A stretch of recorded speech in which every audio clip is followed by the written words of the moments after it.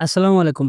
১ম এ আল্লাহ তাআলার কাছে বলি যে আমাদের যেন কখনো খামার ভিত্তিক এ ধরনের ভিডিও না করতে হয়। কথাগুলো আমি এই কারণেই বললাম কারণ একটা সুস্থ সবল গরু যদি হঠাৎ করে মারা যায় তাহলে একটা খামারের জন্য সেটা অনেকটাই বেদনাদায়ক। আর সেগুলো যদি হয়ে থাকে তার প্রিয় গরু। এই দুঃখজনক ঘটনাটা ঘটছে আমাদের পাশের বাড়ির এক নানার সাথে। তো উনার খামারে ৭ থেকে ৮ টার মতো গরু ছিল। তো যে গরুটা মারা গেছে সকালের দিকে ওটা ছিল গাভী গরু। তো যে গরুটা মারা গেছে রিসেন্টলি ১ থেকে ১.৫ মাস আগে একটা বাচ্চাও দিছে এবং এটা থেকে প্রায় প্রত্যেকদিন ১২ থেকে ১৫ লিটারের মতো দুধ পেত। আল্লাহ তাআলা তাদের ধৈর্য ধারণ করার তৌফিক দান করুক। গরুটা মারা গেছে কোন ধরনের উপসর্গ ছাড়াই। আসলে মৃত্যুর কোনো উপসর্গ লাগে না। তো আমাদের এখন সবচেয়ে বড় কাজ হচ্ছে এই গরুটাকে কবরস্থ করা মানে কবর দেওয়ার একটা জায়গার ব্যবস্থা করা। যেহেতু গরুটা একদম প্রাপ্তবয়স্ক এবং এর আকার অনেকটাই বড় যার কারণে এর পেটের মধ্যে যে গ্যাসটা আছে সেটা ক্রমান্বয়ে বৃদ্ধি পাচ্ছে এবং পেট ফুলে যাচ্ছে। তো আমাদের যা করা খুব দ্রুত করতে হবে। যেহেতু আমাদের এখানে এখন পুরোটাই বর্ষাকাল মানে চারদিকেই পানি, তো সেক্ষেত্রে আমাদের মনে হয় শুকনো জমি পেতে আমাদের অনেকটাই ঝামেলা করতে হবে বা অন্য কোনো বিকল্প ব্যবস্থা করতে হতে পারে। চারদিকে পানি থাকার কারণে আমাদের গরুটাকে ভাসিয়ে নিতে হচ্ছিল শুকনো জায়গা খোঁজার জন্য। তো আমাদের নদীর ধারে হয়তো কিছুটা শুকনো জায়গা আছে। তো দেখা যাক আমরা সেখানে গরুটাকে কবরস্থ করতে পারি কিনা। তো গরুটাকে যে জায়গায় কবর দেওয়ার কথা অনেক কষ্ট করে সেখানে টেনে নিয়ে আসা হয়েছে। তো এখন দেখা যাক